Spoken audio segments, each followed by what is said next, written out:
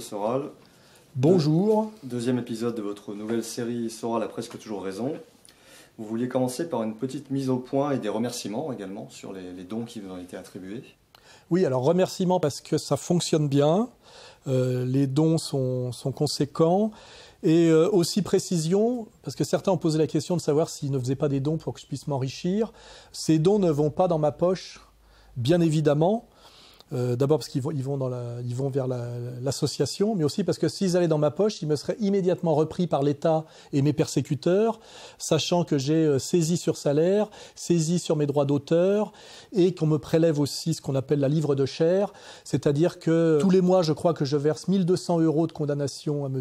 Aziza, M. Pierre Bergier vient de me faire saisir pour 10 000 €, et là je viens de subir une injonction à payer pour une partie de mon redressement fiscal de 10 000 €. Voyez, donc je vous rassure, cet argent ne va pas dans ma poche, il ne peut pas aller dans ma poche parce que sinon il irait directement dans les poches de l'État et de mes persécuteurs.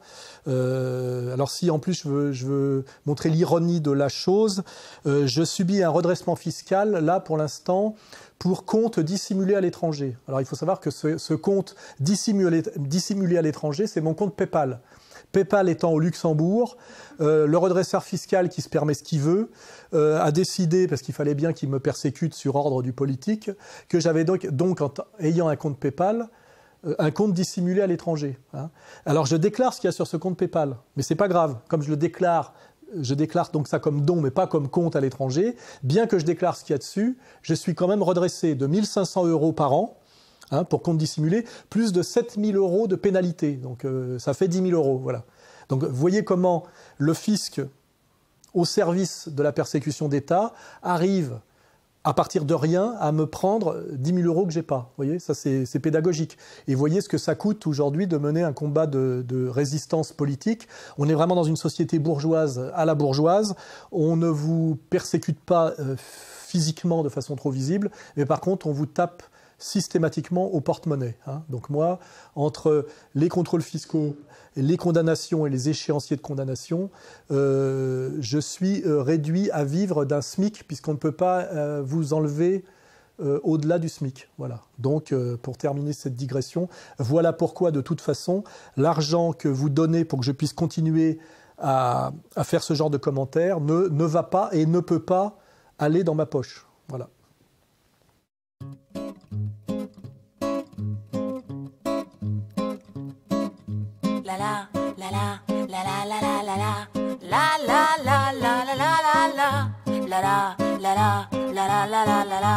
Oui, alors là, en ce moment, on voit que les médias, notamment par l'inénarrable Canard enchaîné, qui est une espèce de bras armé des renseignements généraux et du pouvoir, qui ne sort toujours que des affaires secondaires pour cacher, en fait, qu'ils sont totalement au service de la persécution d'État organisée. La justice soupçonne David Racheline d'avoir bénéficié d'un emploi fictif. C'est ce que révèle le Canard enchaîné. Une enquête préliminaire a été ouverte. Elle porte sur la période 2010-2015. C'est vraiment Le Monde, Libé, Canard enchaîné. Chaque fois que vous avez quelqu'un qu'on doit mettre à mort parce qu'il s'est opposé au système, le Canard enchaîné est de la partie. Hein. Pour ceux qui croient que le Canard enchaîné, c'est l'ironie, la résistance politique française, il faut quand même qu'il se réveille. Hein. Donc le Canard enchaîné a été, comment dirais-je, le bras armé de cette diabolisation générale des politiques, qui a commencé avec Fillon et qui a permis de sortir Fillon du deuxième tour, donc de l'éliminer comme président de la République. Parce que normalement, il aurait été élu s'il n'avait pas été diabolisé. Fillon, voleur, démission 800 000 balles pour que Pénalac aille acheter du pain. Alors là, moi, je fais quand même remarquer que c'est un piège dans lequel il ne faut pas trop tomber. Aujourd'hui, on diabolise les politiques, soi-disant pour des abus, qui sont des sommes dérisoires, liées à leurs fonctions. Mais une autre affaire embarrasse Richard Ferrand. Toujours selon le Canard enchaîné, l'ancien député PS aurait embauché son fils comme assistant parlementaire. 5 mois rémunérés, 8 704 € bruts. Et ce n'est pas du tout ces sommes qui sont responsables, je dirais, de la dette française ou de l'effondrement économique de la France. En réalité, les politiques, depuis, on va dire, 20 ans, se sont totalement soumis au pouvoir financier. c'est-à-dire le pouvoir de la banque qui, lui, produit la dette et produit effectivement la misère française. Et ce pouvoir financier, après avoir soumis les politiques, finalement se liquide les politiques, s'en débarrasse et finalement s'en sert de bouc émissaire. C'est bien fait pour leur gueule, ça montre bien effectivement que derrière la soumission, il y a toujours la mise à mort. 8h ce matin, quelques minutes après Marielle de Sarnez, François Bayrou annonce via un communiqué laconique son départ du gouvernement.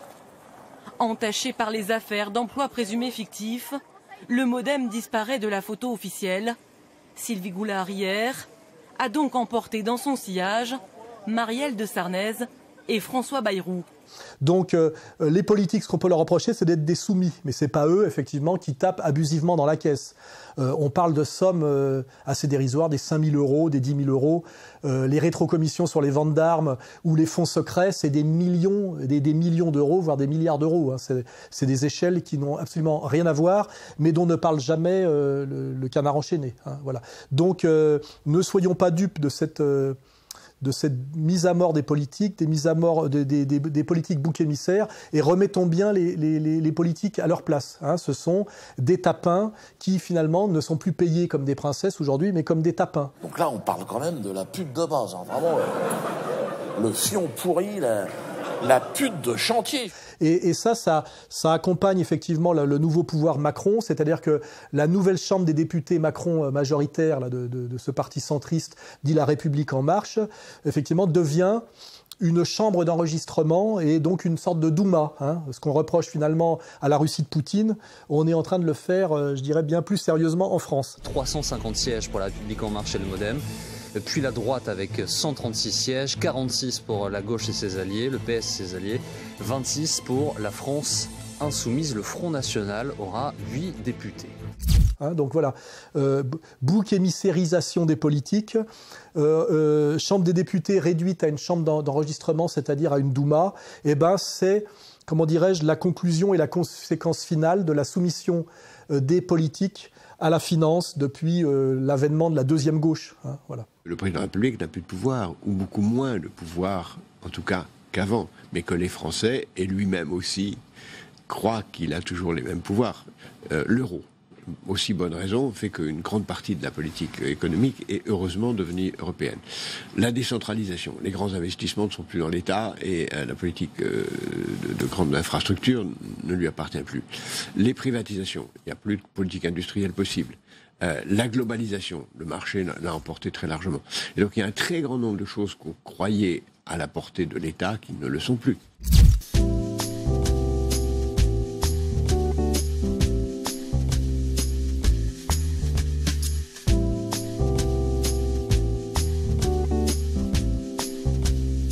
Oui, alors ça, c'est la réflexion qu'on peut faire sur l'élection de Macron. C'est qu'en réalité, Macron nous vend de la flexibilité et qu'on se rend compte que les gens ont du mal à comprendre que la flexibilité, c'est l'insécurité de l'emploi, dont l'insécurité sociale et l'insécurité de la vie tout court. Dans ces entreprises, dans les startups, mais probablement aussi ailleurs, aujourd'hui, l'un des maîtres mots, il y en a plusieurs, mais l'un des maîtres mots, c'est la flexibilité. Il faut être flexible. C'est ça, on demande à l'employé d'être flexible, donc en termes d'horaire de travail, pour accepter en fait des conditions salariales qui sont souvent précaires et très basses. Mais ce qu'il faut comprendre quand on regarde les gens qui ont voté Macron, ce sont les vieux qui ont la trouille et qui pensaient avec Macron préserver la rente des 30 Glorieuses. C'est impossible pour vous de voter Marine Le Pen? Oh, quand même, oui. Pourquoi? Je crois que si Marine Le Pen passe, ça risque d'être une catastrophe économique. La sortie de l'euro, c'est une hérésie pour moi. Déjà, les Français ont eu du mal à s'adapter à la nouvelle monnaie. Et du jour au lendemain, on va leur dire on va revenir au franc. Non, non, je ne crois pas. On va voir effectivement qu'ils vont payer pour leur lâcheté, leur frilosité et leur incompréhension profonde de ce que c'est que le politique, puisqu'en fait Macron va, après avoir fait semblant de découvrir le trou de 8 milliards... Nous héritons donc d'un dérapage de plus de 8 milliards d'euros. Va leur faire payer le trou. Et puis de l'autre côté, par contre, plus angoissant, c'est que les jeunes aussi sont macroniens. C'est-à-dire que le jeune qui est manipulé systématiquement par le pouvoir politique impérial depuis mai 68, aime la flexibilité, parce que pour un jeune, la flexibilité, c'est l'aventure, le voyage. Alors pourquoi Londres? Je pense déjà parce que c'est une ville qui m'attirait, ne serait-ce que par rapport à son côté cosmopolite, et puis aussi voilà, pour travailler, pour voir quand même notre marché, pour connaître une autre ville. C'est intéressant sur un CV de dire qu'on a passé 6 mois à Londres et qu'on a travaillé dans une entreprise. Et ce qui lui fait peur, lui, c'est finalement la stabilité. La sécurité de l'emploi, c'est « je vais m'ennuyer hein », c'est l'idée « c'est chiant d'être fonctionnaire ». Si on réfléchit bien, monter une boîte super jeune, quand on est capable de vivre avec 400 balles par mois, qu'on n'a aucune obligation, qu'on peut légèrement enfler la banque sur l'idée d'un crédit étudiant, et qu'on est capable de se dire du jour au lendemain, je m'en fous, je drop tout et je vais chercher un emploi, c'est vachement simple en fait. Les gens veulent pas des vies toutes tracées, c'est-à-dire que ça reste une page blanche la vie. Alors que dès qu'un jeune passe à l'âge adulte, puisque jeune est une classe effectivement qui ne dure pas, arrive vers 30 ans, où il commence à prendre femme et à faire des enfants, là, d'un seul coup, il comprend les dangers et la violence de la flexibilité, et il a envie de se fixer. Puisqu'effectivement, l'homme civilisé est un sédentaire dont la sécurité marche de pair avec la notion de fixation. C'est-à-dire qu'il voudrait avoir une maison, il voudrait que ses enfants puissent rester dans la même école, il voudrait pouvoir que ses enfants gardent ses amis, et quand il a un crédit sur une baraque, des amis et des enfants scolarisés avec des amis, etc., quand on lui dit maintenant tu vas bouger et tu vas te barrer à 400 km, sans d'ailleurs que sa femme ne puisse l'accompagner, puisqu'elle est soumise à une autre flexibilité. Là, il comprend un peu tard que la flexibilité est sans doute la plus grande violence sociale qui est faite à nos citoyens modernes, mais c'est trop tard. James peut gagner entre 0 et 1 000 euros par mois. Il enchaîne ce genre de contrat flexible depuis 2 ans. Il nous en montre un. Les conditions sont explicites. L'entreprise fournit du travail quand il y en a. Elle n'est pas obligée de fournir du travail à l'employé et celui-ci n'est pas tenu de l'accepter. Et en annexe, c'est écrit en toutes lettres, l'entreprise exige des salariés flexibles. Sinon, elle arrêtera tout simplement de donner des heures de travail. Et donc aujourd'hui, je dirais la violence économico-sociale Macron passe par la bêtise des vieux, enfin la bêtise et la lâcheté des vieux, et la frivolité et la naïveté des jeunes. Comme on le disait en début d'entretien, c'est un peu le fantasme de la Silicon Valley, c'est ça, c'est cette image de l'entreprise performante, moderne, auquel, si on veut être dans le coup, il faut y être. C'est le nouveau rêve américain, en fait, qui est venu pour nous sauver de la crise et de notre ennui. Et ça, c'est une fatalité à laquelle on ne peut pas grand-chose, car effectivement, pour qu'un jeune cesse d'être un jeune con, il faut qu'il ait 10 ans de plus. Mais malheureusement, entre-temps, Macron a été élu sur, effectivement, pour la bourgeoisie, le mythe de la start-up.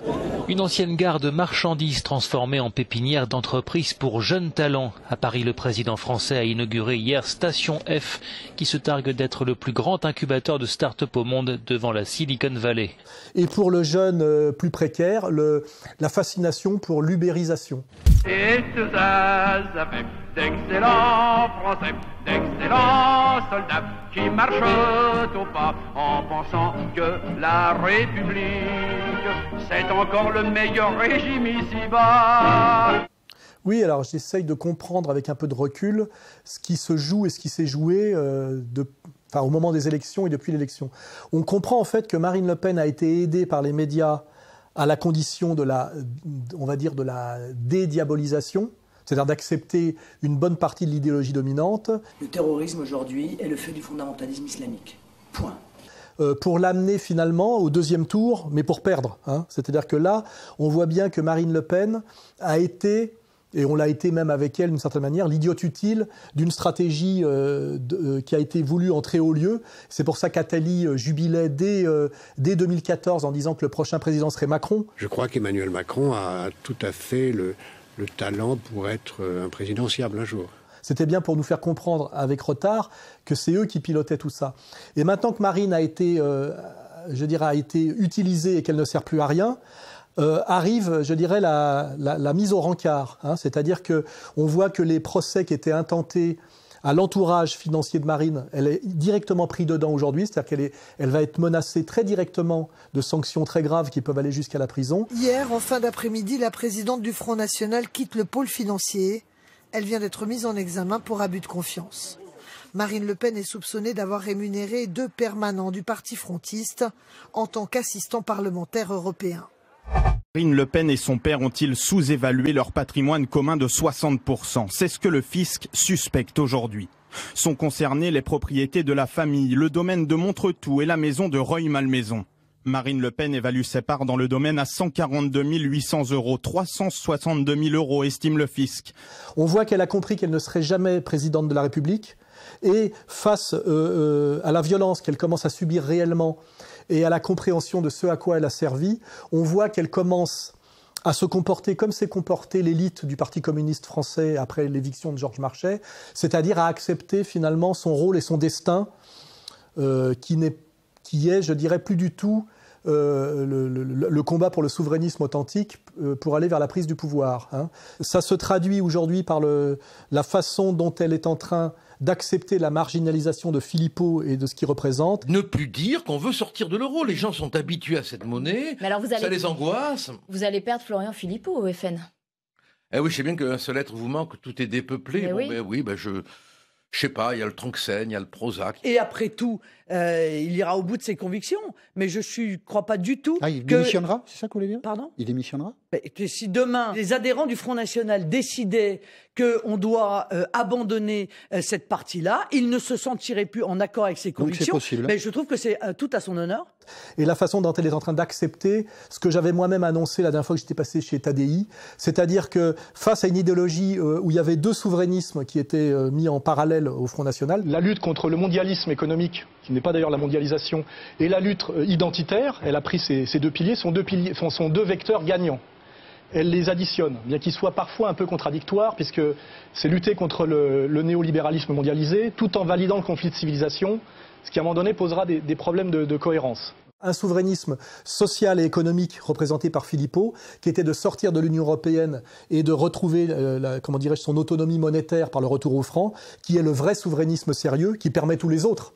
En fait, est le seul souverainisme qui permet tous les autres. Il y a l'autre souverainisme bidon et en apparence plus radical, qui on pourrait appeler le souverainisme ethnico-culturel, qui est en fait le souverainisme racialo-religieux, qui est l'anti-islamisme. Eh bien, moi je dis que, et je l'avais déjà dit, ce gouvernement est un gouvernement de soumission au fondamentalisme islamiste, c'est un gouvernement de soumission à l'immigration massive. Marine Le Pen est en train de renoncer, on va dire, au souverainisme sérieux, parce que celui-là est dangereux et lui vaudrait des persécutions aggravées, est en train de valider le faux souverainisme bidon qui est la lutte contre l'islam radical, qui est le souverainisme lesquin-conversano. Non, on est différents, on est blancs, on peut pas vivre avec ces gens. Et celui qui est voulu effectivement par les traîtres du front, qui sont d'ailleurs souvent pas au front, c'est-à-dire Collard, ancien lambertiste, je le rappelle, qui a bouffé à tous les râteliers, il a été au PS, etc. Ménard, effectivement, qui est lié quand même à la CIA depuis toujours à travers Reporters sans frontières, et puis effectivement l'inénarrable Alliot, qui lui, on va dire, souverainisme racial par incapacité intellectuelle et médiocrité politique. Ce qui veut dire qu'à terme, Philippot va être de plus en plus marginalisé au front, qui devrait donc d'ailleurs partir, puisqu'il lui a dit qu'il ne voulait pas renoncer au souverainisme sérieux. Si le Front National décide de garder l'euro, vous quittez le Front National? Je n'imagine pas une seconde que ce soit le cas. Voilà, c'est tout. Je ne peux pas vous dire plus que ça. Et si c'est le cas? Mais je n'ai pas à défendre l'inverse de mes convictions. Donc à mon avis, de toute façon, il est déjà déstabilisé par l'affaire Montel et il va être, à mon avis, poussé dehors. Vous savez, Sophie Montel, c'est la première des marinistes. C'est une élue exemplaire, elle est au front depuis 1987 et elle porte vraiment un message extrêmement moderne dans notre parti. Alors pourquoi elle a été évincée? On s'attaque à elle parce qu'on veut s'attaquer à vous? On voit bien se mettre progressivement en place, en fait, cette idéologie d'union des droites, qui n'a plus aucun sens depuis le pouvoir Macron, puisque l'union des droites, c'était la prise du pouvoir par l'alliance de la droite de Fillon et, on va dire, du Front National, de la bourgeoisie du Front National. C'est à la droite aujourd'hui de prendre son destin en main. C'est à la droite de se rassembler. Le rebattage des cartes qui est le pouvoir Macron avec le parti unique et la destruction des républicains qui sont aujourd'hui coupés en deux rend l'union des droites strictement impossible comme stratégie de reprise du pouvoir. La scission à droite est désormais officielle. Peu avant midi, Thierry Solère acte la création d'un nouveau groupe parlementaire. Ce groupe rassemblera donc des députés Les Républicains, des députés issus de l'IDI, des députés indépendants qui se reconnaissent souvent dans les valeurs de la droite et du centre droit. Des républicains coupés en deux en fin de matinée, puis en trois en milieu d'après-midi. C'est-à-dire que Marine Le Pen va valider l'union des droites au moment où l'union des droites n'est pas une possibilité d'accéder au pouvoir et où la seule possibilité d'accéder au pouvoir est ce que préconise Sapir, ce que préconise Philippot, qui est la réconciliation des souverainistes de gauche incarnés par les électeurs de Mélenchon et des souverainistes de droite incarnés effectivement par ceux qui avaient voté massivement Marine. Ce que je veux dire, c'est que en réalité, il y avait au sein de ce deuxième électorat de Jean-Luc Mélenchon, des possibilités ou disons des recoupements avec l'électorat de Marine Le Pen. C'est ça notre désaccord. Et on n'a pas les mêmes chiffres, on n'a pas les mêmes études. Mais et de ce point de vue-là, on peut penser que Marine Le Pen a perdu 3 à 4%, je suis pas d'accord, qui sont liés justement à cette montée de Jean-Luc Mélenchon. Il faut bien comprendre tout ça, ce qui veut bien dire que Marine Le Pen est aujourd'hui en train d'accepter pour elle et pour le Front National, le rôle qu'avait accepté le Parti communiste français après l'éviction de Georges Marchais. Il est inadmissible de laisser entrer de nouveaux travailleurs immigrés en France, alors que notre pays compte près de 2 millions de chômeurs français et immigrés. Qui avait amené finalement à la liquidation par Marie-Georges Buffet, où on avait liquidé la doctrine qui était la lutte de classe pour ne plus parler que des gens, des jeunes et des femmes. Faire passer la loi contre toutes les violences faites aux femmes, que les féministes ont élaborée, donner le droit de vote aux résidents étrangers aux élections locales et nationales après 10 ans de résidence, et puis peut-être faire en sorte que les jeunes, dès le mois de juillet, aient les allocations d'autonomie leur permettant de poursuivre leurs études le plus loin possible. Et où le Parti communiste, pour sauver l'appareil, avait, comment dirais-je, accepté d'être objectivement, ouvertement et politiquement la roue de secours du Parti socialiste. Maintenant, Marine Le Pen, qui a liquidé la doctrine, qui était effectivement la lutte contre le nouvel ordre mondial par la religion de la Shoah, et dont les fondamentaux sont, on va dire, Carl Schmitt et Bardèche. Mais je crois que c'est un point de détail de l'histoire de la Deuxième Guerre mondiale. Elle a renoncé à cette doctrine pour devenir effectivement on va dire l'auxiliaire de ce qui reste des républicains afin de sauver l'appareil du front, c'est-à-dire elle et ses potes, en liquidant totalement finalement la base, la base on va dire à la fois sociale et doctrinale. Notamment, encore une fois, le caractère anxiogène de cette sortie de l'euro qui a été mal compris. Il faut réfléchir à ça. Voilà, c'est un obstacle auquel nous devons réfléchir et auquel nos adhérents doivent répondre. Madame Le Pen, ça va jusqu'au nom du parti ? Ça va jusqu'au nom du parti, oui. Je crois qu'il faut vraiment tout remettre sur la table. C'est-à-dire que Marine Le Pen, aujourd'hui, ce n'est plus ni la gauche du travail, Philippot, ni la droite des valeurs, qui était effectivement la ligne défendue par le père et encore défendue aujourd'hui par, on va dire, par Bruno Gollnisch. On a tout à fait le droit de ne pas être d'accord avec le professeur Forisson, avec M. Renoir, avec M. Soral. Mais le fait, par exemple, que dans une Europe qui se dit à la pointe des droits de l'homme, ces 3 personnes, un universitaire de 88 ans, un père de 7 enfants, un essayiste et polémiste, soit dans la France d'aujourd'hui condamnés à de la prison ferme, me paraît être un véritable scandale. Donc on peut bien reprendre cette phrase qui d'ailleurs est de moi mais qui avait été reprise par Zemmour, parce que Zemmour a pris quand même l'habitude de me piquer pas mal de trucs depuis une dizaine d'années. C'est Marine Le Pen s'est vue naïvement au moment de la présidentielle comme une Evita Peron, et elle ne sera finalement, comme l'ont voulu et calculé les les Attali, elle ne sera qu'une Marie-Georges Buffet. Voilà. Ce qui peut amener une digression, puisqu'il y a le congrès du Front en 2018. Si tant est qu'il n'est pas repoussé, parce que souvent le Congrès est repoussé tant que tout n'a pas été verrouillé au front. C'est comme ça que ça s'était passé pour permettre au père de transmettre le pouvoir à la fille en pensant que par là, il garderait le pouvoir sur le parti, alors qu'en fait, Le Pen a été trahi par sa femme, par sa première fille et par sa deuxième fille. C'est vraiment une victime des femmes, c'est quand même assez incroyable. Pour fêter ses 89 ans, Jean-Marie Le Pen est bien décidé à rendre une petite visite au siège du Front National. La justice a invalidé son exclusion du parti. Il souhaite donc assister au bureau politique en tant que président d'honneur. Bonjour. Sa fille Marine avait prévenu, l'accès au bâtiment lui sera refusé. Les grilles du siège du parti sont donc cadenassées. Marine Le Pen a tenu à me faire ce cadeau le jour de mon anniversaire. Donc si le congrès a lieu quand même au printemps 2018, ça serait intéressant pour sauver effectivement ce parti d'opposition et qui reste un parti d'opposition authentique au système, de tenter un vrai ticket gauche du travail, droite des valeurs, avec finalement une alliance et une union des deux tendances qui vont être marginalisées au front, c'est-à-dire la vraie droite des valeurs incarnée par Bruno Gollnisch. Cette magnifique manifestation, c'est l'anti-68. C'est une manifestation pour régénérer notre système social, politique, familial, voilà, pour sortir de l'ornière de la décadence, de la corruption, de la désagrégation. Et aussi la gauche du travail représentée par Philippot, c'est-à-dire la ligne souverainiste sociale. La question de l'euro, c'est la question de quelle monnaie on veut. On veut la monnaie des banques ou on veut la monnaie de l'emploi? Moi, je veux qu'on ait la monnaie de l'emploi. Voilà, c'est tout. Ça serait intéressant qu'il y ait, et là je lance un appel, voir si ça serait possible, un ticket commun Philippot-Gollnisch pour sauver le Front National sur une ligne qui est la seule ligne sérieuse et qui est la mienne, gauche du travail, droite des valeurs. Une nouvelle société qui pratiquera vraiment l'égalité et la réconciliation. Égalité, réconciliation. Alors j'ai dit à Susanna, écoute, moi je ne connais qu'une seule condition féminine.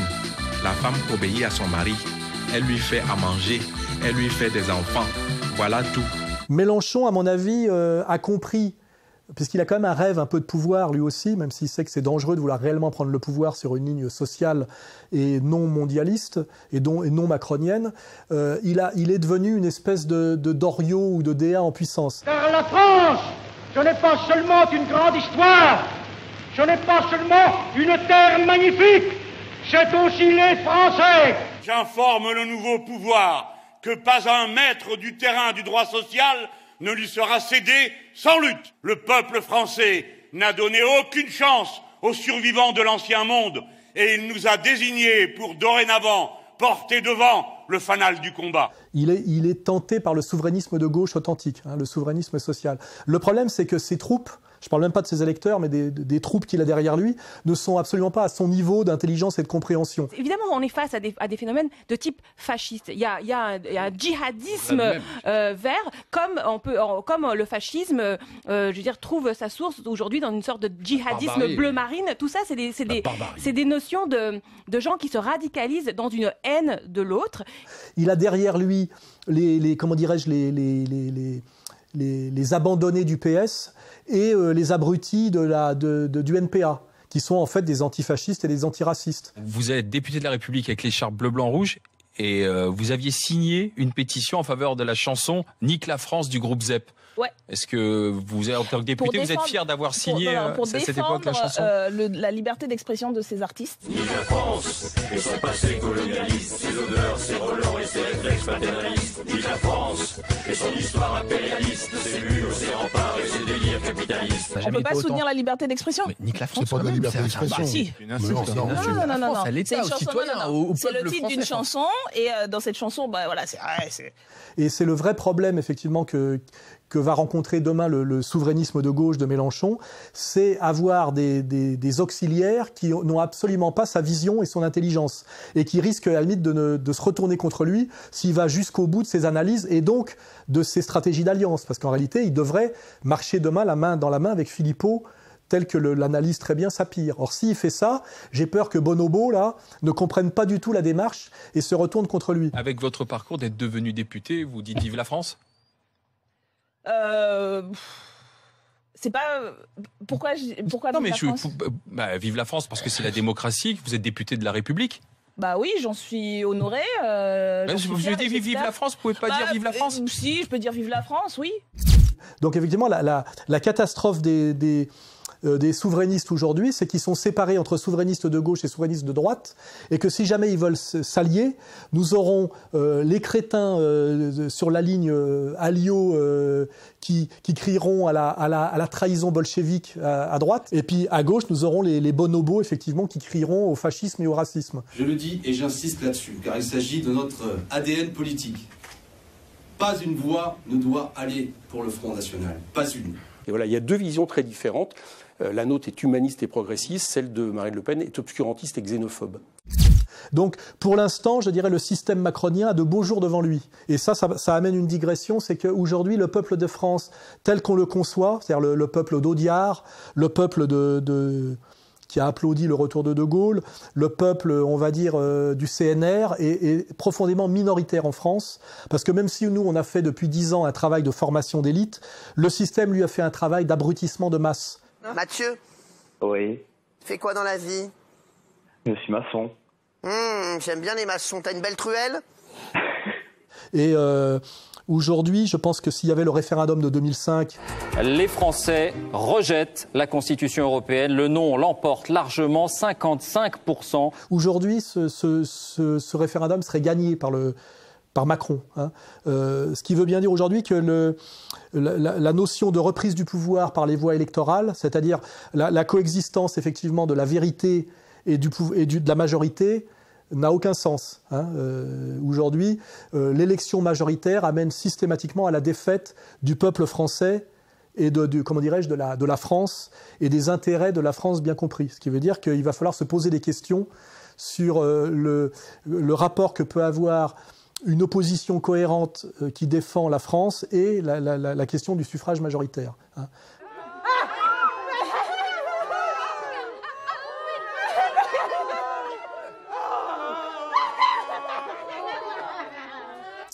Alors, la mort de Simone Veil, elle devait arriver, puisqu'elle est quand même décédée à 89 ans, même si certains pourraient prétendre qu'elle est morte des suites de sa déportation.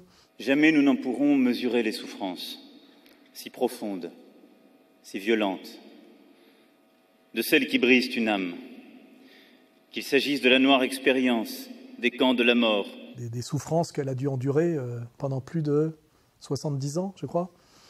Oui, c'est possible. Hein. C'est possible que quelque part, effectivement, c'est un lien. Sur mon lit de mort, c'est à ça que je penserai. Je mourrai en pensant à la Shoah. En tout cas, ce qui est estomacant, c'est de voir la réaction des médias dominants. La mort d'une figure de la vie politique française. Une grande figure de la vie politique française. Cette femme d'exception et de conviction. C'était une femme d'exception. Le meilleur de la France, une des plus grandes femmes de notre temps, un exemple. Comme si, je ne sais pas d'ailleurs, c'est comparable à rien, quoi. Je veux dire, De Gaulle n'a même pas eu droit à ça. Vous étiez, madame, le courage, la lumière, l'incarnation de notre mémoire pour les générations d'hier et celles de demain. Vous étiez libre, mais pas libérée de tout. Vous étiez rebelle et intransigeante, discrète et pudique. On est face à quelque chose qui a à voir avec une sorte de sainte laïque. Hein. C'est presque la mère de la patrie, la mère du bien qui vient de décéder. Vous avez, madame, prodigué à notre vieille nation des dons qui l'ont faite meilleure et plus belle. Vous avez jeté dans nos vies cette lumière qui était en vous et que rien ni personne n'a jamais pu vous ôter. Je rappelle quand même que Simone Veil, pour revenir un peu sur Terre, c'est la triplette infernale de la domination mondialiste, à savoir la religion de la Shoah. Toute sa vie, elle s'est fait un devoir de dire l'indicible pour que personne n'oublie la Shoah. Simone Veil porte cette histoire dans sa chair. Déportée à 16 ans, rescapée d'Auschwitz, c'est une survivante. Qui, outre rendre le peuple d'élite sûr de lui-même et dominateur incriticable et intouchable, rend aussi incriticable et intouchable le refuge que serait Israël, hein, première chose. Religion de la Shoah qui permet surtout de dire, comme l'a bien rappelé Macron, que le nationalisme et la nation, c'est la guerre. Le nationalisme, c'est la guerre. Moi, je viens d'une région qui est pleine de ces cimetières. Et donc, il faut absolument passer de la souveraineté nationale à la souveraineté supranationale. Donc, c'est l'européisme de l'Union européenne intégrale. Plus jamais ça, elle traduira aussi ce credo en s'engageant pour l'Europe. Le XXe siècle, il a été horrible, barbare, avec toutes ces guerres où on a entraîné, il faut bien dire, le monde entier. Il y a eu des millions de morts, des dizaines de millions. Pour ça, comme dès que je suis rentrée de déportation, très vite, je pensais que la seule solution, si on voulait éviter ça à nos enfants et nos petits-enfants, il fallait absolument faire l'Europe. Et puis derrière, évidemment, parce qu'il faut effectivement châtier ce peuple nationaliste qui, à un moment donné, a trouvé intéressant la révolution nationale de Pétain. Ça s'appelle effectivement la destruction, on va dire, ethnico-raciale du peuple de France par la concomitance de la loi sur l'avortement et du regroupement familial. Alors là, je fais une petite digression. La loi sur l'avortement, moi, je ne suis pas contre fondamentalement. Ça pouvait être compris comme une loi sociale qui protégeait les femmes dans la misère, les femmes violées, les femmes du quart-monde, des grossesses multiples, comme on le voit chez les femmes immigrées ou chez les femmes dans la misère sociale décrite par Zola. Un avortement qui était lié à une vision morale et sociale. Or, cet avortement a surtout servi dans sa version libertaire, c'est-à-dire aux femmes des classes moyennes éduquées dans l'idéologie mai 68, décrétant que leur corps leur appartenait, de pouvoir, ne voulant pas prendre la pilule qui fait grossir, se débarrasser d'un enfant à venir chaque fois qu'elle le décidait. Je suis vraiment contente de participer à cette campagne parce que j'ai l'impression que je peux comme ça crier haut et fort ce que j'ai pas pu dire au moment de mon IVG il y a 2 ans. Aujourd'hui, je suis fière de l'affirmer, l'IVG c'est mon droit. Parce que, à la limite, elle n'avait pas envie. Donc c'était en fait quelque chose qui a mené en réalité à la banalisation et à la légalisation de l'infanticide. D'ailleurs, on a retardé le délai de semaines de l'avortement. Au début, c'était quelques semaines et on est arrivé à plusieurs mois. 4 femmes, 4 ministres pour annoncer cette réforme de la loi Veil, tant attendue par les associations féminines. Principale mesure, l'allongement du délai légal pour une IVG de 10 à 12 semaines. Martine Aubry ne cache pas sa satisfaction face à cette évolution des droits de la femme. Sachant qu'à plusieurs mois, un embryon est déjà un petit être en devenir et qu'il faut quand même assumer le fait, effectivement, qu'on tue, on détruit, on empêche de vivre un petit être en devenir. Et ce qui est amusant d'ailleurs de faire remarquer, c'est que les mêmes femmes de gauche qui étaient pour l'avortement inconditionnel et intégral étaient en même temps contre la peine de mort. C'est-à-dire pour sauver un assassin qui avait massacré un adulte sanguinaire, mais par contre, détruire un petit être à venir, absolument innocent, ça ne posait aucun problème. C'est pour montrer l'incohérence de toute l'idéologie de gauche qui finalement était derrière la loi, l'application de la loi sur l'avortement, même si ce n'est pas comme ça que l'avait voulu Simone Veil. Je le dis avec toute ma conviction, l'avortement doit rester l'exception, l'ultime recours pour des situations sans issue. Simone Veil a même été un peu choquée par, comment dirais-je, ce qui était advenu de sa loi sur l'avortement. Mais on fait toujours comme ça, je veux dire, on fait des lois pour des bonnes raisons, puis après, elles se maintiennent pour de très mauvaises raisons, et ceux qui les ont mis en place feignent de s'étonner ou s'étonnent bêtement, effectivement, d'avoir ouvert la boîte de Pandore. Je me souviens que lorsque cette loi sur l'avortement organisé dans les hôpitaux français a été votée, Mme Veil avait dit que l'avortement restait un drame dont les femmes devaient être dissuadées. Mais aujourd'hui, le fait de vouloir dissuader une femme d'avorter ou de lui conseiller de garder son enfant, c'est devenu un délit. Voilà, chercher l'erreur. Donc Simone Veil, tout le monde veut la mettre au Panthéon. Oui, pourquoi pas, effectivement, elle a bien servi l'anti-France en tant qu'antinationaliste pro-Union européenne et sioniste pro-Israël inconditionnel. Madame Veil, bonjour. Bonjour. Est-ce que vous pouvez nous dire pourquoi vous êtes là en ce moment en Israël ? D'abord, je viens très souvent pour des raisons diverses. La dernière fois, c'était pour le Yom HaShoah et pour Yad Vashem, parce que je préside en France la Fondation pour la mémoire de la Shoah et que nous travaillons maintenant beaucoup avec Yad Vashem. Aujourd'hui, c'est pour l'inauguration de ce jardin de la mémoire, donc c'est encore lié à la mémoire. Effectivement, elle mérite d'être au Panthéon, comme Jean Zay, et finalement comme Voltaire, puisque Voltaire est celui qui a inauguré l'antinationalisme français, à part que lui était antisémite jusqu'à la trogne. C'est à regret que je parle des Juifs. Cette nation est, à bien des égards, la plus détestable qui ait jamais souillé la terre. Et on va passer finalement de l'anti-France antisémite à l'anti-France philosémite, de Voltaire à Simone Veil, c'est les grands Français. Aux grands Français, la France reconnaissante. Voilà. Et je fais remarquer que Marine Le Pen s'est extasiée, que même Philippot s'est extasié, et que même l'Église catholique officielle s'est extasiée sur l'avorteuse. C'est quand même incroyable.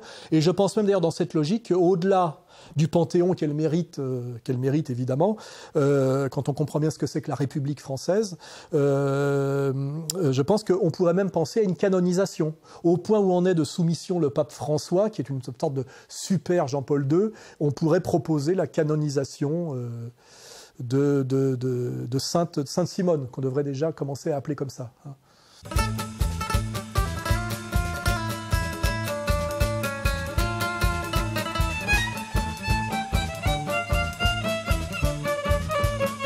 Oui, j'ai découvert ça parce que en fait, on va jamais assez loin dans le complotisme en réalité.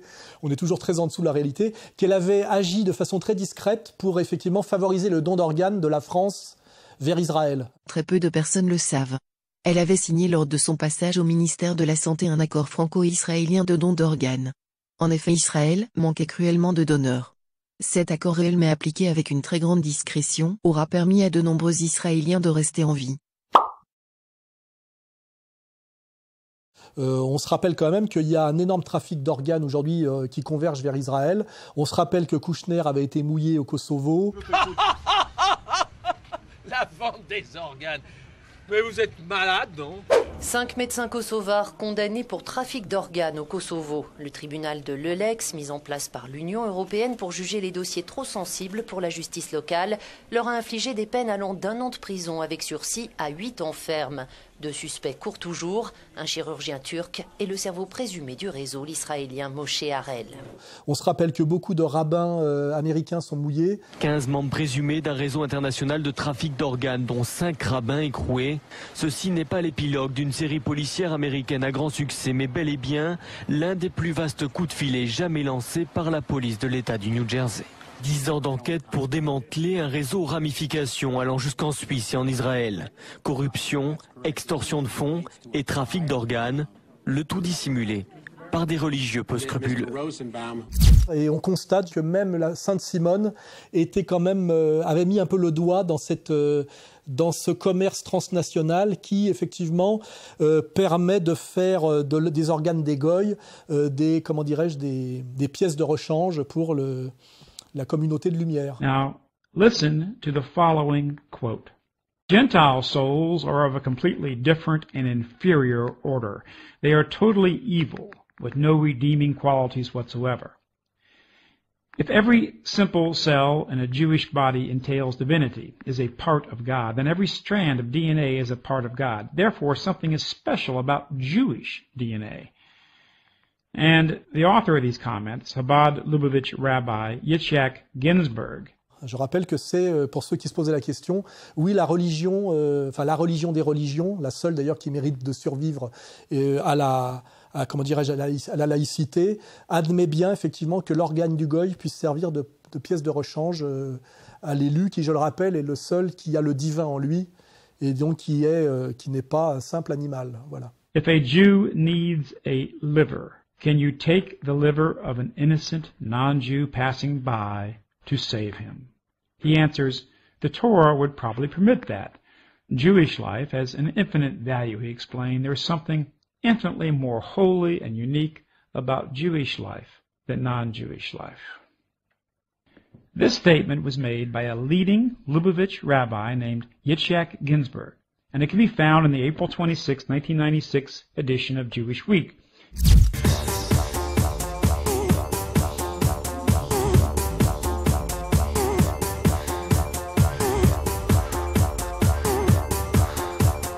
Oui, alors déjà, on peut se poser la question de savoir si les travestis constituent une minorité agissante suffisamment puissante pour imposer des évolutions de loi. Et il est évident, et ça je veux leur rendre hommage, que les travelots du bois de Boulogne sous cacheton et en dépression n'ont pas les moyens de faire pression sur la loi et de la changer.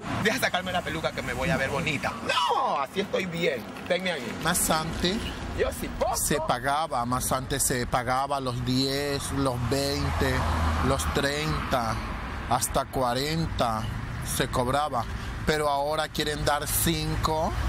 Et qu'en réalité, il en va, comment dirais-je, de la poussée d'LGBTisme comme il en allait de la parité qui avait été octroyée, je le rappelle, par la gauche Jospin, sans que jamais les femmes, globalement, le dédemandaient. Ça fait partie, tout ça, de ces stratégies, comment dirais-je, du diviser pour régner, de segmentation de marché, de communautarisation qu'on oppose les unes aux autres. Ça a commencé dans les années 20 avec le féminisme, opposer les femmes aux hommes dans la société, donc aussi les femmes au patriarcat. Dans le métro parisien, voilà une scène devenue quasi quotidienne. À coups de photos volées dans les transports en commun, de plus en plus de femmes s'offusquent du manspreading, ces hommes qui mettent leurs jambes à l'aise quand leur voisine doit se recroqueviller par manque de place. Des femmes postent tous les jours ces photos de manspreading, parce qu'elles le disent, ça pourrisse leur quotidien et elles en ont marre. Opposer les jeunes aux adultes par mai 68. C'est-à-dire que de fait, ici, nous occupons la Sorbonne. Opposer les immigrés aux deux souches par l'antiracisme institutionnel de SOS Racisme. Bernard-Henri Lévy, il y a eu quelques problèmes, notamment avec quelques personnalités juives qui étaient au sein du mouvement. Il y a eu quelques problèmes du point de vue de qui? Opposer les gays aux hétéros avec le tandem Pierre Berger, Jacques Lang sous Mitterrand. Mais je pense que c'est une maladie qui a besoin de gens qui aiment les autres. Ce sont des malades qui ne sont pas des malades comme les autres. C'est vrai que toute maladie est injuste, le cancer ou d'autres maladies. Pour autant, celle-ci est encore plus injuste. Attendu aussi des propositions sur l'adoption, absentes pour l'instant des textes du gouvernement. Je pense que cette question de l'adoption méritera un jour d'être reposée. Car là où il y a amour, désir d'amour, désir de tendresse, il n'y a pas de raison de fermer la porte. On arrive au bout du bout, effectivement, à l'LGBTisme. I think that anyone can do what they want in life. It doesn't matter what anyone else thinks. If you want to be a drag queen and your parents don't let you, you need new parents.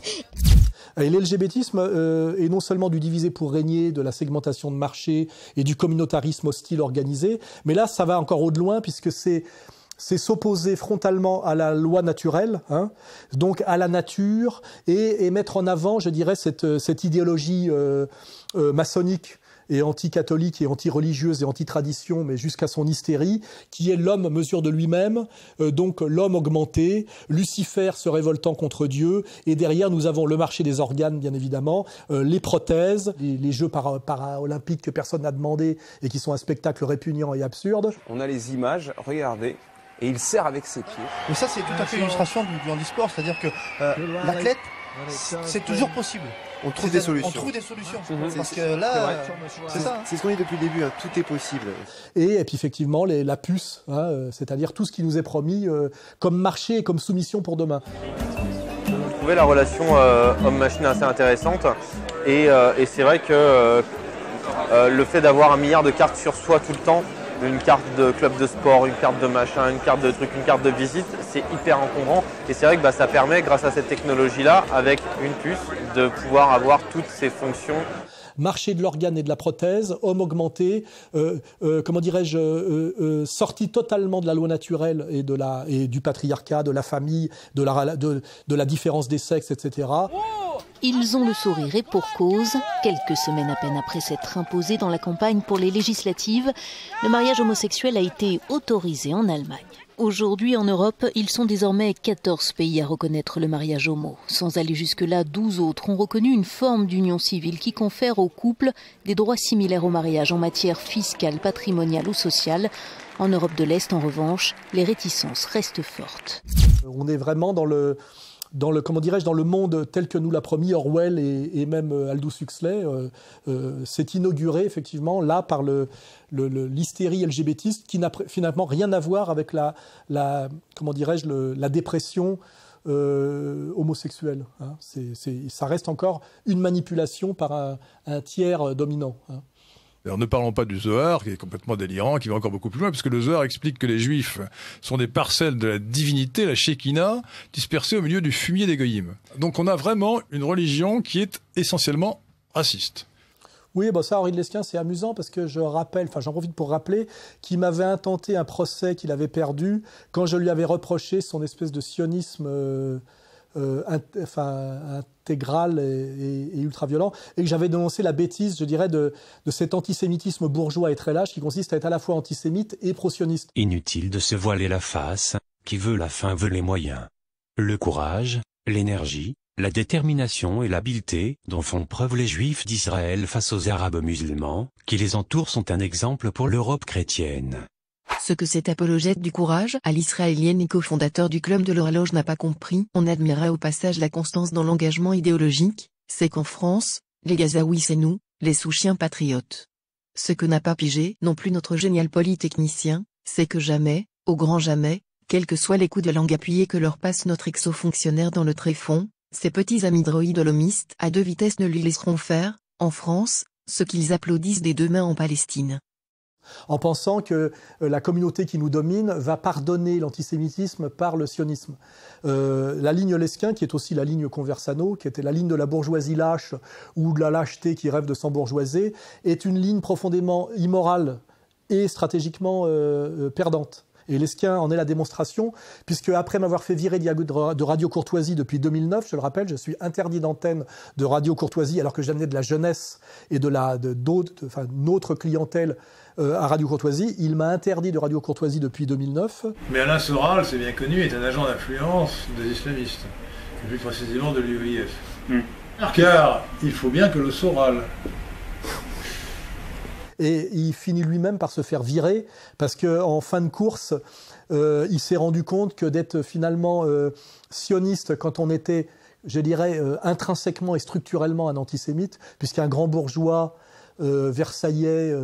Installé depuis quelques générations à Versailles, pas moins de 12 familles de cette fratrie tendent vers le même but, la réussite. Tous les garçons lesquins fréquentent ou fréquenteront le collège Saint-Jean de Béthune, puis l'inaccessible Sainte-Geneviève, la très performante préparation jésuite aux grandes écoles. En prétention aristocratique, va dire un obstacle sur le chemin du nouvel ordre mondial. Il avait fini par être liquidé malgré ses bons et loyaux services, même s'il avait pété les plombs récemment, ce qui était assez drôle. Est-ce que vous rejetez le Talmud qui tient les non-juifs pour des bêtes? Est-ce que vous rejetez le Talmud qui tient les non-juifs pour des bêtes? Est-ce que vous le rejetez? Non mais qu'est-ce que vous répondez à cette question? Je ne vais pas vous répondre. C'est vous le prévenu. Rejetez-vous le Talmud. Vous appelez au meurtre. Exactement. Menteur, pharisien. Il a fini par être viré aussi et mis en minorité. Voilà. Donc je le rappelle, cette ligne bourgeoise collabo qui consiste à masquer son antisémitisme par son sionisme finit aussi par la poubelle et le déshonneur.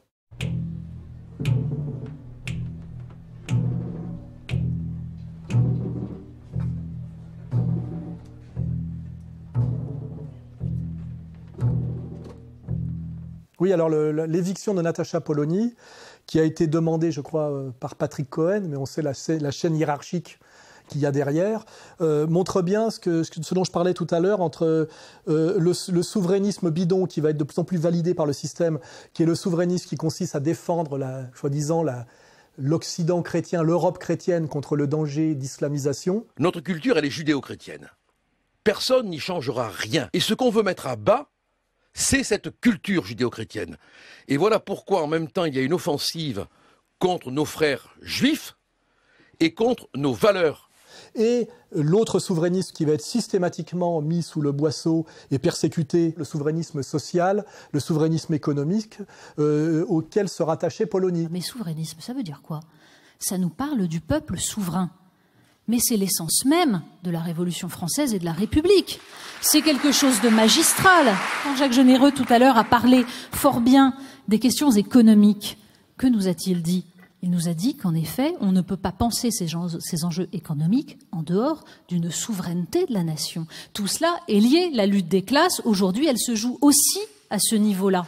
Et Polony, là, vient de se faire virer, et comme par hasard, viré pour souverainisme cohérent et sérieux par Monsieur Cohen. Par exemple, de ne pas propager les thèses complotistes, de ne pas donner la parole à des cerveaux malades. Et là, c'est là qu'aussi Polony doit comprendre, comme doit comprendre Lesquin, que bien qu'elle n'ait jamais parlé d'Israël, bien qu'elle n'ait jamais franchi la ligne rouge et qu'elle n'ait été que souverainisme social et économique, elle est virée aussi parce que finalement, à terme, et quand on pousse les médiations jusqu'au bout, elle est gênante pour la domination du nouvel ordre mondial. Est-ce que d'avoir vanté le nomadisme que vous appelez nomadisme du bien, n'a pas aussi fait oublier que même s'il est positif, ce nomadisme, il coupe petit à petit les racines, il produit une humanité hors sol qui génère de la souffrance et donc de la frustration. C'est un point qui nous sépare. Donc finalement, à la fin, soit elle sort du jeu complètement, soit elle rejoint finalement Soral jusqu'au bout. Parce que quand on a fini de tortiller du cul et qu'on veut vraiment être sérieux et produire la critique totale et complète de ce que c'est que le nouvel ordre mondial et de ce qu'il y a derrière, eh ben, on est obligé de faire le boulot comme je l'ai fait dans Comprendre l'Empire et jusqu'au bout. Et quand on pense qu'on va se sauver parce qu'on ne le fait qu'à moitié, il faut bien comprendre que si on le fait à moitié, mais encore sérieusement, ça ne suffit pas. Il faut le faire par la fausse moitié, hein, c'est-à-dire le nazisme racial, par exemple, ou le souverainisme racial, hein, ce qui est un peu la même chose.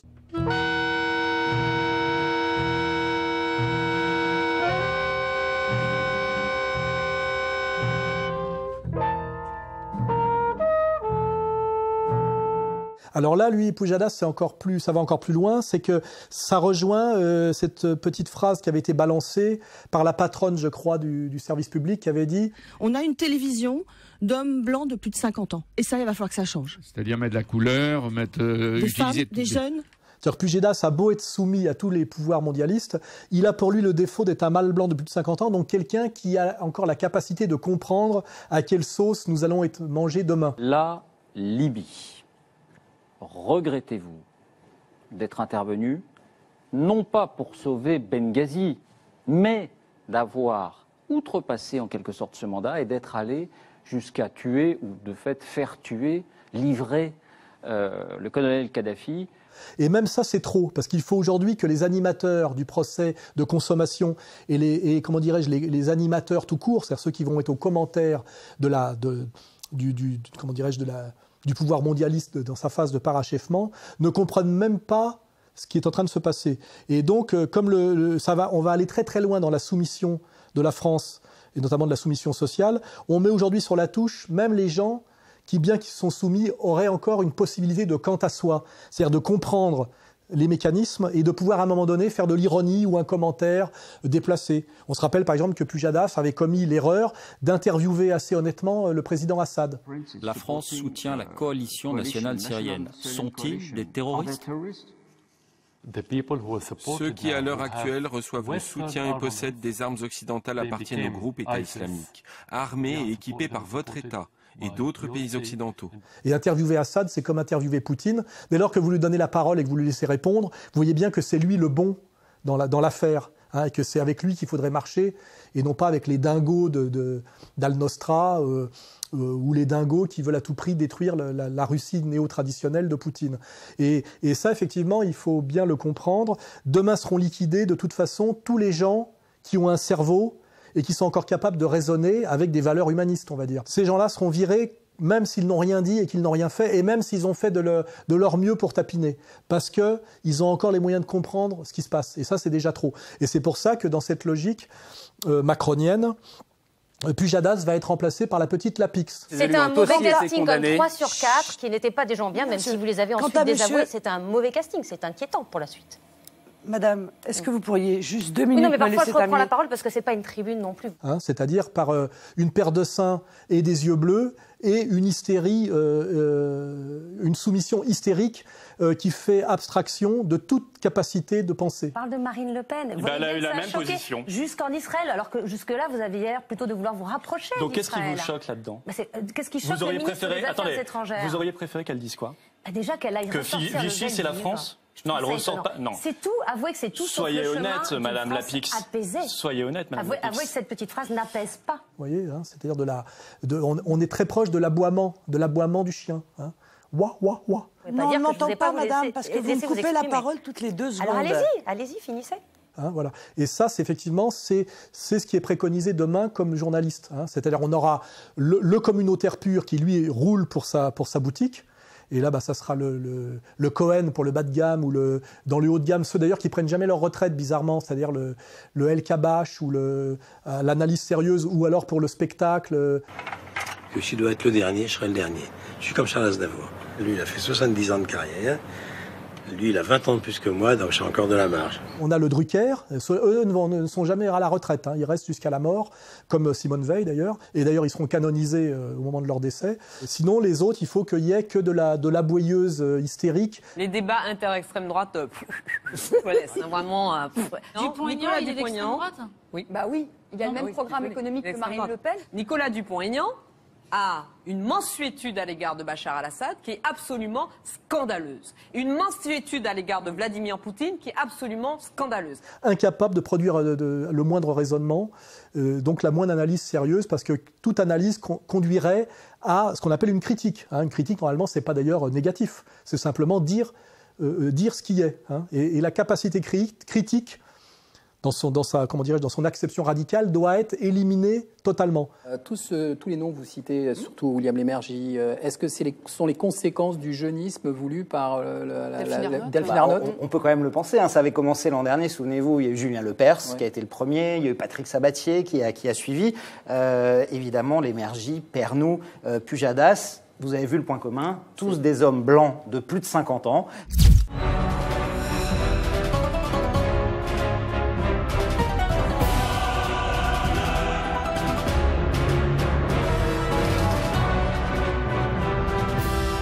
Oui, alors on se rend compte qu'il y a chez les résistants surtout des vieux types de gauche qui ont encore une vision, je dirais, de gauche humaniste qui pouvait encore fonctionner en Occident dans les années 60-70 et qui sont à leur barreau d'honneur pré-mortem.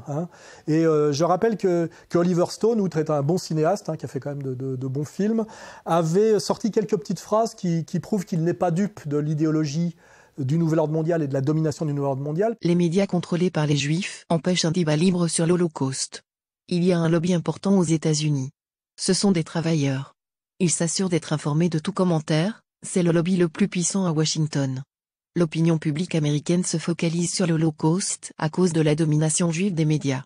Hitler était une créature de Frankenstein, il y avait aussi un docteur Frankenstein. Les industriels allemands, les Américains et les Anglais. Il avait beaucoup de soutien. Hitler a fait beaucoup plus de dégâts aux Russes qu'au peuple juif, 25 ou 30 millions de morts. Et donc il avait sorti ça, il s'en était excusé, mais il l'avait quand même sorti. Et récemment, il avait dit quelque chose d'assez amusant, c'est que quand on parlait de la possible ingérence de la Russie poutinienne dans les élections américaines, il avait quand même fait remarquer que même si ça pouvait être, ce qui est d'ailleurs très très discutable, c'était incommensurable par rapport à l'intervention évidente, manifeste et indiscutable d'Israël sur les élections américaines. L'ingérence d'Israël dans les élections américaines était de loin plus importante que celle de la Russie. Pourquoi vous ne m'interrogez pas sur ce sujet ? Et il s'était fait un peu remonter les bretelles pour ça. Ce qui prouve que c'est quand même encore un peu un authentique libre penseur, on va dire, de gauche, au sens gauche humaniste de l'ancienne époque, de l'époque d'où je viens. Do you like Vladimir Putin? After spending 20 hours with the guy, do you trust him? He's a head of state. He has his own interests of Russia at mind. I respect him for that. I understand why he's doing it. He's a strong nationalist.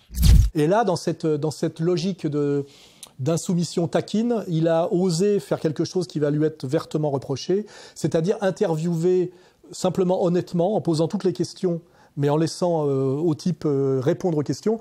Il a fait donc une longue interview de 4 heures de Poutine. Cette campagne a été très fortement critiquée. La version de l'Occident, c'est que la Russie s'est ingérée dans les élections au bénéfice de M. Trump. C'est une affirmation complètement idiote. Oui, nous avons exprimé notre sympathie à l'égard de M. Trump et nous continuons à le faire, parce qu'il a publiquement déclaré qu'il souhaitait rétablir de bonnes relations russo-américaines. Et interviewer Poutine et le laisser répondre même à des questions gênantes sans lui couper la parole et sans répondre à sa place, ce qu'on fait généralement, amène immédiatement à une évidence, c'est que Poutine est le chef d'État le plus cohérent, le plus intelligent et le plus modéré de tous les chefs d'État importants au monde. La chose la plus importante en Russie, c'est son peuple, sa conscience collective, sa façon d'être. Et ce peuple ne peut pas exister sans la souveraineté de son État. C'est cela que nos partenaires doivent prendre en compte pour construire avec nous des relations justes et durables, plutôt que d'employer la menace nucléaire. La voie à suivre normalement, que ce soit pour la France et même pour le monde, c'est Poutine, c'est-à-dire la voie néo-traditionnelle, la voie multipolaire, une voix qui s'oppose au LGBTisme, qui s'oppose à une politique antifamiliale et à l'avortement dans sa conception libertaire, une voix qui prône la réconciliation du transcendant et du terrestre, c'est-à-dire du politique et du religieux, comme il l'a fait en renouant à la fois avec Staline et avec le pouvoir orthodoxe russe. Vous avez évoqué le passé soviétique et l'histoire impériale de la Russie. Effectivement, il faut tenir compte de tous les éléments négatifs du passé, mais aussi des éléments positifs. La Russie est un pays millénaire. Elle a ses traditions, sa conception de la justice, sa vision de ce qu'est un pouvoir efficace. Il a réussi cette réconciliation nationale, lui, des deux passés de la Russie, plutôt que de tenter d'alimenter une guerre civile symbolique permanente comme on le fait en France. Il a réglé le problème intelligemment de la minorité musulmane russe, par la question tchétchène dans un premier temps, puis en rappelant effectivement que la Russie est un pays à dominante orthodoxe blanche, on va dire slave, moscovite, mais qui respecte ses minorités. Donc effectivement, Poutine est l'exemple de tout ce qu'on devrait faire en France et même plus largement dans le monde, et pour ça est systématiquement diabolisé. Et quand Oliver Stone lui donne la parole et permet à un public assez vaste, puisque la première partie a été diffusée en prime time sur la 3, je crois. Effectivement, c'est très emmerdant pour le nouvel ordre mondial. Oliver Stone a voulu donner la parole au chef d'État sans se poser en accusateur. De la complaisance, selon les médias américains. Ce document est présenté par The New York Times comme étant à peu près tout sauf une leçon de journalisme. Monsieur Stone, cingle le journal, est un intervieweur inepte. Et Oliver Stone va le payer, mais il se dit, à l'âge qui est le sien, âge canonique, il tente effectivement un barou d'honneur avec ça, et sans doute sauver son âme. Il se dit qu'il doit le faire. Merci à vous d'avoir pris tout ce temps. Merci pour vos questions, merci pour votre persévérance. Ça vous est déjà arrivé dans la vie de vous faire taper dessus? Oh oui, j'ai déjà pris des coups. Alors ce ne sera pas nouveau pour vous. On vous fera souffrir pour ce que vous avez fait. Oh oui, bien sûr, je le sais, mais ça en vaut la peine. Si ça peut apporter un peu de paix, aider à une prise de conscience. J'incite d'ailleurs les gens à aller regarder ces 4 heures d'interview de Poutine pour comprendre qu'effectivement, le salut de la France ne passera pas par Macron, ne passera pas par Marine Le Pen et par le Front National de demain, mais par un Poutine français.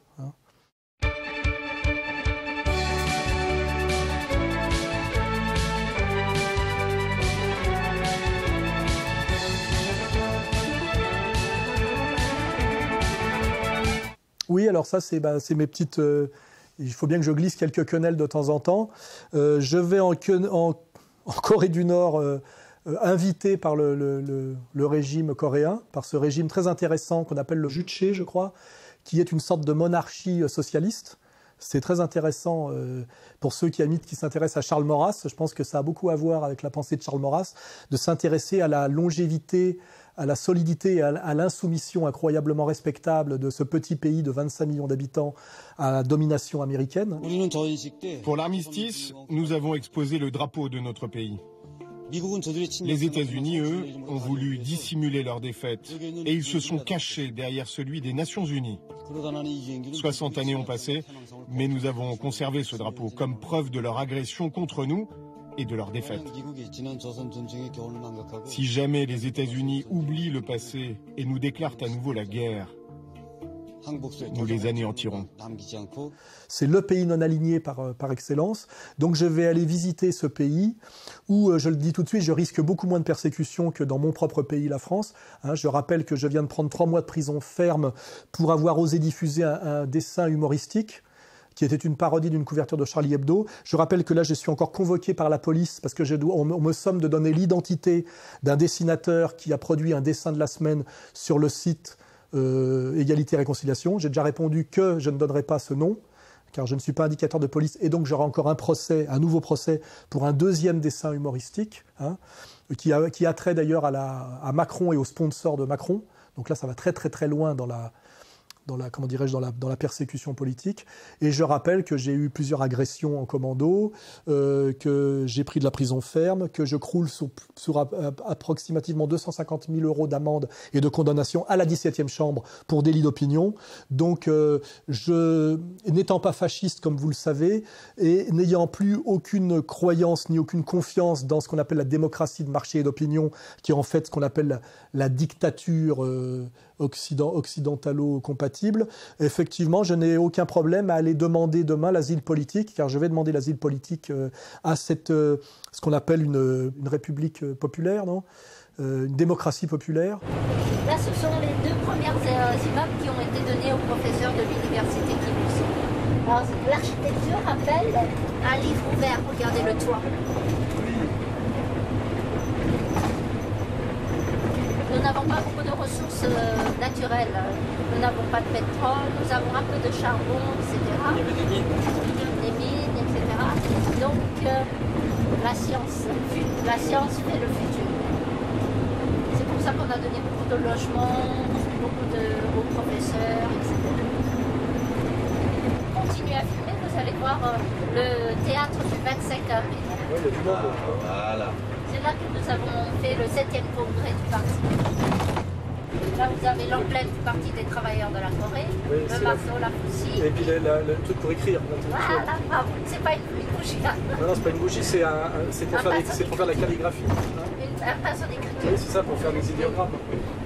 Oui, parce qu'il y a le travailleur des champs, le travailleur mécanique et il y a l'intellectuel. Oui. Donc, le président Kim Il-sung, quand il a libéré le pays, le premier discours qu'il a fait, c'était que ceux qui aiment vraiment la Corée doivent se réunir. Ceux qui ont l'argent contribuent par l'argent, ceux qui ont le savoir par leur savoir, ceux qui ont la force par la force. Donc, par rapport aux autres pays socialistes comme la Chine et la Russie, nous ne savons pas rejeter les intellectuels. Il fallait que tous se regroupent.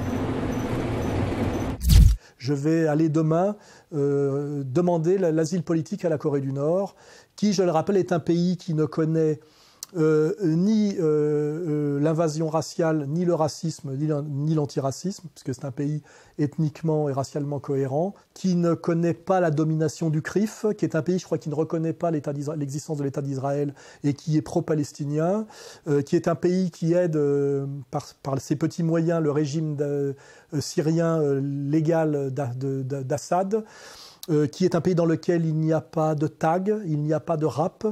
C'est-à-dire un pays dans lequel séjourner va me faire beaucoup de bien. Voilà. Je crois qu'on peut finir sur cette petite quenelle. Hein.